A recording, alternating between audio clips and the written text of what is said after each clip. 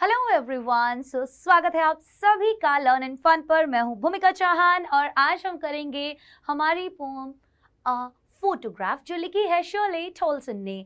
बहुत अमेजिंग, बहुत मज़ेदार, मतलब कि ये पोम होने वाली है। ऐसा क्यों? क्योंकि यार सेल्फी खींचने का शौक तो हम सबको है। दिन रात सुबह शाम सेल्फी वीडियोस वगैरह हम लोग खींचते रहते हैं, बनाते रहते हैं, लेकिन हम ऐसा करते क्यों हैं?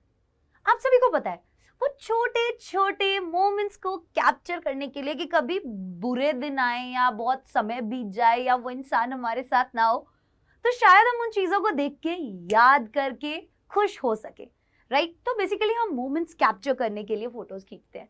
यहाँ पर ये जो कविता आपको दिख रही है, ये जो पोम आपको दिख रही है, शोले ने इस पोम के अंदर भी यही बताया है। इन्होंने अपनी मम्मा की एक बचपन की फोटो देख ली है और उस फोटो के अंदर उनकी मम्मा 12 साल की हैं, छोटी हैं, और वो अपनी 2 कजिन्स के साथ हैं। अब उनकी मम्मा जब अपने बचपन की फोटो देख रही थी तो उन्हें कैसा लग रहा था, और जब शर्ले अपनी मम्मा को याद कर रही थी तब उन्हें कैसा लग रहा था, इसके बारे में है। तो मैं पहले आपको शर्ले के बारे में बताऊंगी, then introduction, then explanation of the poem and then central idea. Got it? चलिए स्टार्ट करते हैं आज की पोम। ये आपको एक खूबसूरत सी लेडी यहाँ दिख रही है, गोरी चिट्टी एकदम, ये है शर्ले। एंड इनका जो जन्म हुआ था वो 1924 में हुआ था, हेनले ऑन टेम्स, इंग्लैंड के अंदर, ठीक है।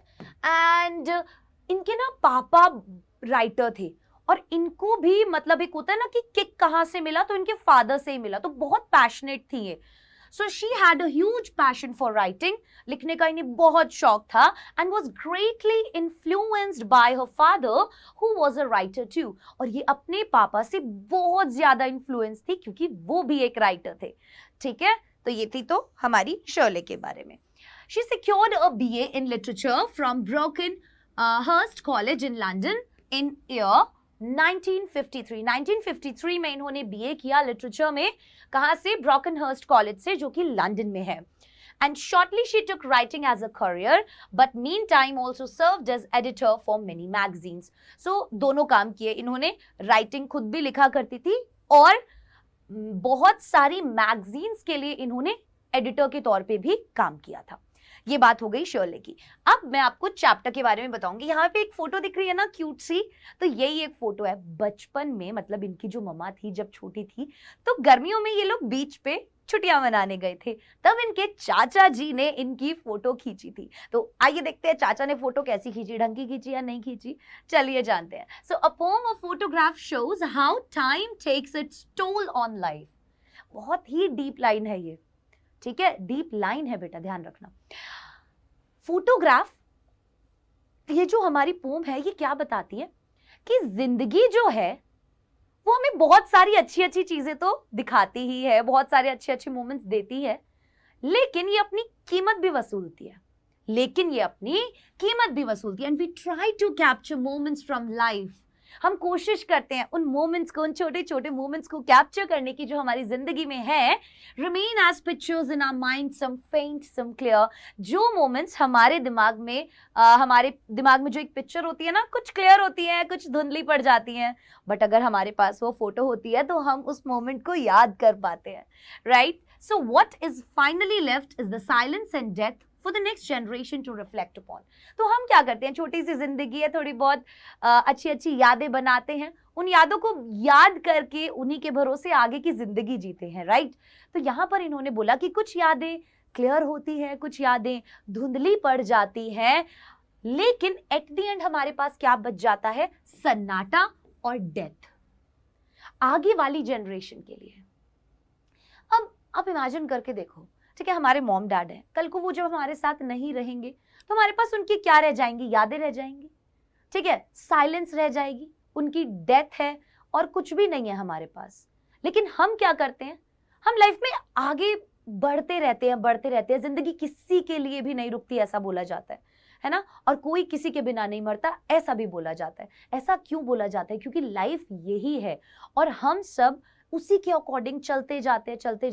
डजंट मैटर कि हम खुश हैं या हम दुखी हैं। आइए स्टार्ट करते हैं हमारी पोम। यहां से स्टार्ट हो जाती है, पहले पढ़ेंगे 4 lines. The cardboard shows me how it was when the two girl cousins went paddling, each one holding one of my mother's hands, and she the big girl, some 12 years or so. Mama कितने साल की है? Mama है 12 साल की. किनकी mama? शर्ले की mama. क्या बोलते हैं? कार्डबोर्ड. आपने पुराने जमाने में देखा था? ये देखो यहाँ पर आपको एक फोटो दिख रही है ना, this is a photo frame of cardboard. ठीक है, फोटो फ्रेम जो कि एक कार्डबोर्ड, गत्ता होता है ना, गत्ते से बना हुआ फोटो फ्रेम है. सो यहाँ पर जो कार्डबोर्ड है दैट इज बेसिकली वो फोटो फ्रेम जिसके अंदर वो फोटोग्राफ लगी हुई है.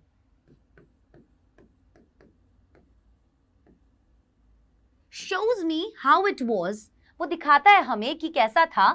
when the two girl cousins, जब दो और लड़कियां cousins went paddling, paddling के लिए ये लोग गए, तो बीच वगैरह पर गए होंगे, वहां पर आराम से बढ़िया अपने पैडलिंग वगैरह कर रहे हैं. ठीक है, इट्स लाइक दिस जो पैडलिंग करते हैं.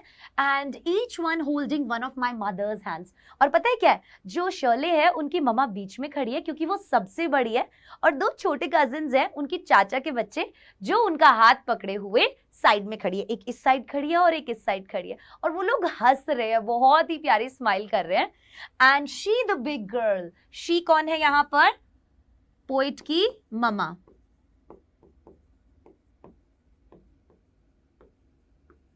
ठीक है, एज क्या है उनकी? 12 years और so, तो लगभग 12 साल की एज है. All three stood still to smile through their hair at the uncle with the camera, a sweet face my mother's that was before I was born, and the sea, which appears to have changed less, washed their terribly transient feet. ये जो line है ना, most important line लिख लीजिए क्योंकि यहां से question आता है एग्जाम के अंदर. ठीक है, चलो. All three stood still to smile. देखो स की साउंड आ रही है, एलिट्रेशन हो गया. ठीक है, एलिट्रेशन लिटरेरी डिवाइस है. अब तीनों लोग खड़े हुए हैं, बिल्कुल स्टिल, बिल्कुल मूवमेंट नहीं कर रहे हैं. टू स्माइल, स्माइल कर रहे हैं थ्रू देयर हेयर. अब क्या है, वहां बीच पे खड़े हैं, हवा चल रही है और हवा की वजह से जो बाल है वो उड़ रहे हैं, और उन बाल जो उड़ रहे हैं लड़कियों के वो फेस पे आ रहे हैं, और उनके बीच में से एक स्माइल उनकी दिखाई दे रही है. सो बहुत सुंदर फोटो है वो. ठीक है, अ स्वीट फेस. किसका स्वीट फेस? वो अपनी ममा के स्वीट फेस के बारे में बात कर रही हैं. माई मदर्स, मेरी ममा का. That was before I was born, जो कब का है? जब मैं पैदा भी नहीं हुई थी, मतलब वो उनके बचपन का है. Right. And the sea which appears to have changed less. अब देखना यहाँ पे इन दोनों लाइंस को समझने की कोशिश करना, सीरियस हो जाओ. एंड द सी, अब यहाँ पर ममा बहुत खुश है, हैप्पी है. ठीक है, फोटो खिंचवा रही हैं, बचपन एंजॉय कर रही हैं. अब बोल रहे हैं एंड द सी, और वो समुद्र, which appears to have changed less, जो कैसा लगता है कि जब वो फोटो खिंचवाई होगी वो समुद्र तब भी वैसा ही होगा और अब भी वैसा ही होगा. राइट, वो इतना बदला नहीं होगा. washed their terribly transient feet. तो ये जो सी है ना यहां पर, ये परमानेंस दिखाता है. और washed their terribly transient feet. transient मतलब शॉर्ट लिविंग. फीट यहां पर ह्यूमन बीइंग के बारे में बताया गया. तो इसके जरिए बताया जा रहा है कि जो ह्यूमन लाइफ होती है वो बहुत छोटी होती है. नेचर जो है वो तो परमानेंट है, लेकिन जो ह्यूमन लाइफ है वो टेम्परेरी है. तो यहां पर एक कॉन्ट्रास्ट दिखाया गया है लाइफ और डेथ का. ठीक है, यहां पर एक कॉन्ट्रास्ट दिखाया गया है परमानेंट और टेम्पररी का, कि जो नेचर है वो परमानेंट है, लेकिन जो लाइफ है, जो ह्यूमन बीइंग है, जो मोमेंट्स हैं, वो टेम्पररी हैं.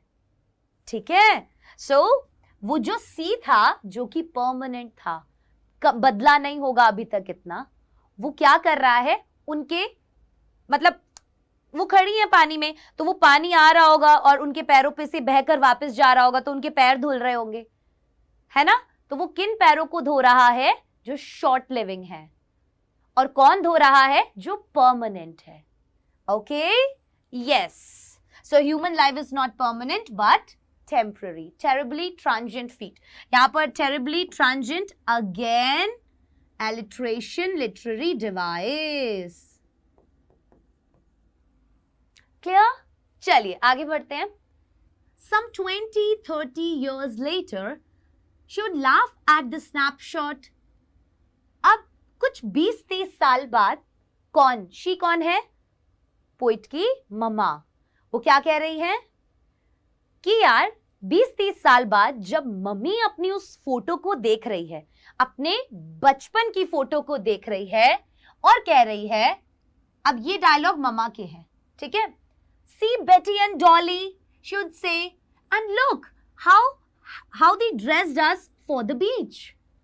अब मम्मी जब अपने बचपन की फोटो देख रही थी ना, तो वो उसके बारे में बता रही हैं. कह रही हैं उन्होंने बताया कि देखो ये बेटी है, ये डॉली है, और देखो हम लोगों ने कैसी ड्रेसेस पहनी हुई हैं बीच के लिए. तो उन्होंने कुछ अजीब से कपड़े पहने होंगे, ठीक है? The sea holiday was her past. वो जो सी हॉलीडे था वो उनका पास्ट था. Mine is her laughter. और मेरे लिए क्या है उनका पास्ट? मेरे लिए पास्ट क्या है? उनकी हंसी. देखो मम्मा जब फोटो देख रही थी तो वो अपना बचपन याद कर रही थी, अपना पास्ट याद कर रही थी. अब राइटर को कौन सा मोमेंट याद आ रहा है? जब उनकी मम्मा उस फोटो को देख के खुश हो रही थी और अपने बचपन की बात बता रही थी मुझे कि देखो ये बेटी और डॉली और देखो हमने कैसा ड्रेस पहना हुआ है, राइट? तो मेरे लिए पास्ट है उनका वो हंसना, उनकी वो खुशी जो उस फोटो को देखकर उन्हें आई. और उनके लिए पास्ट क्या था? उनकी वो बचपन का मोमेंट जब वो गर्मियों की छुट्टी मनाने गई थी. क्लियर? चलिए. Both wry with the laboured ease of loss. अब हम दोनों ही क्या कर रहे हैं? हम दोनों ही कहीं ना कहीं अपने अपने मोमेंट्स में, मतलब उस समय वो भी दुखी हैं और अभी जब मैं ये मोमेंट याद कर रही हूं तब मैं भी दुखी हूं. तो हम दोनों ही दुखी हैं. और यहां पर लिखा है laboured ease of loss. Laboured ease, laboured मतलब बहुत बहुत, जिसमें बहुत ज्यादा मेहनत लगे. Great difficulty we can say, great difficulty. And ease क्या है? मतलब कि जो चीज आसान होती है ना, इजी होती है, एक्सेप्ट कर सकते हैं जिसे हम. सो यहां पर ये ऑक्सीमोरॉन है. जब हम दो बिल्कुल ऑपोजिट चीजों को साथ रख दें, तो एक चीज जिसमें बहुत डिफिकल्टी हो और दूसरी चीज जो आसान हो.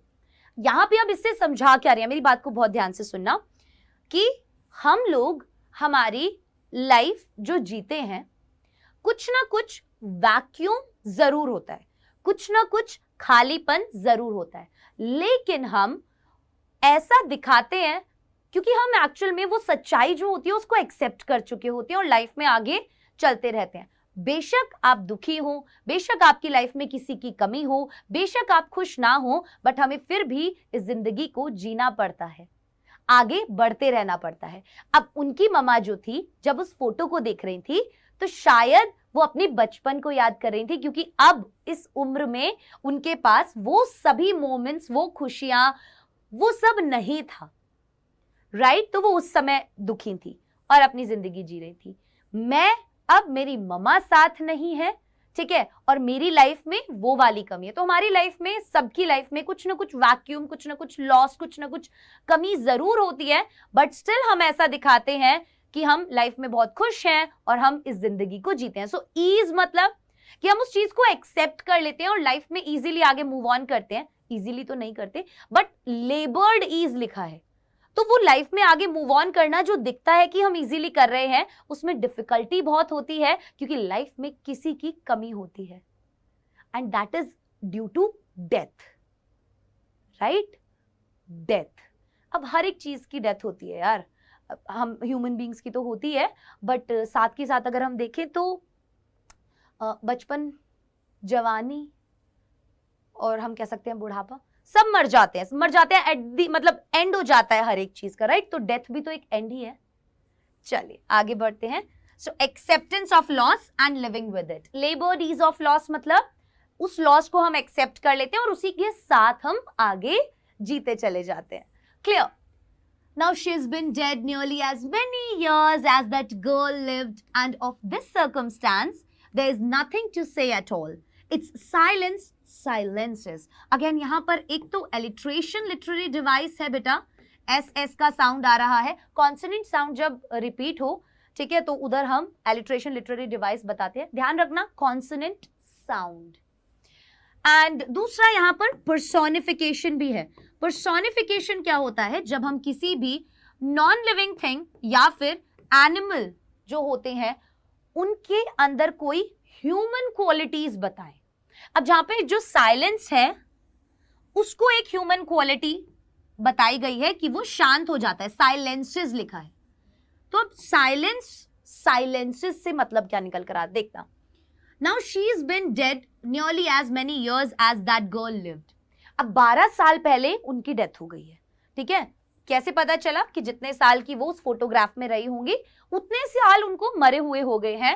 And of this circumstance there is nothing to say at all. और इस सर्कमस्टांस में, ये जो सिचुएशन है, ये जो कंडीशन है, इसमें there is nothing to say at all. अब कुछ कहने के लिए है ही नहीं, है ना, कुछ भी नहीं है कहने के लिए। It's silence silences. इस ये जो सर्कमस्टांस है, ये जो सिचुएशन है, उसकी जो साइलेंस है, मतलब कि उस सिचुएशन के अंदर, उस सर्कमस्टांस के अंदर जो दुख है, ठीक है, जो लॉस है, जो वैक्यूम है, इट्स साइलेंसेस, कि भाई वो है हमारी जिंदगी में और हम उसके साथ आगे बढ़ते जा रहे हैं। तो पर्सोनिफाई किया हुआ है यहाँ पर साइलेंस को। इट्स साइलेंस, उसकी जो साइलेंस है, उसकी जो चुप्पी है, वो चुप हो जाती है। क्लियर? दैट मीन्स कि आपकी लाइफ में जो भी लॉस है, जो भी वैक्यूम है, उसको आप एक्सेप्ट कर लेते हो और वो इतना ज्यादा शायद आपको किसी पॉइंट के बाद हर्ट नहीं करता, बट स्टिल हर्ट करता है और आप उस चीज के साथ रहना सीख जाते हो। तो उसका जो पेन है वो आप एक्सेप्ट कर लेते हो। तो इट्स साइलेंस साइलेंसेस, ठीक है। सो ये थी हमारी पोम जो यहाँ पर खत्म हो गई। सेंट्रल आइडिया बता देते हैं फटाफट से। Shirley Toulson's poem a photograph is a tribute to her mother. Tribute है ये उनकी मदर के लिए। And the poem describes 3 stages in the passage of time. और ये जो पोम है ये लाइफ के 3 स्टेजेस दिखाता है। सबसे पहले चाइल्डहुड वाला स्टेज। फर्स्ट स्टेज कौन सा है? Shows the poets mother standing at the beach enjoying her holiday, right, with her 2 girl cousins, अपनी दोनों गर्ल कजिन्स के साथ। She was around 12 years at that time, 12 साल की थी वो उस समय पे।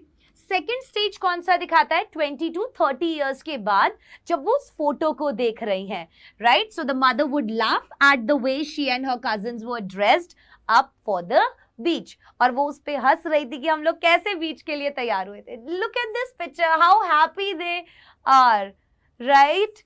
Yes. And third stage, the poet remembers the dead mother. और थर्ड स्टेज वो जब वो अपनी डेड मॉम को याद कर रही हैं विद अ heavy heart, एक बहुत ही भारी दिल के साथ। So it revives the nostalgic feeling in the poet. तो वो तो ना कि एक nostalgic feeling है कि पुरानी अच्छी चीज़ों को याद करके जब हम present time में थोड़ा सा overwhelm हो जाते हैं। Clear? So I wish and I hope कि आपको आज की ये क्लास पसंद आई होगी। ये थी poem A Photograph. Bye bye guys, take care and see you in the next class. Bye bye.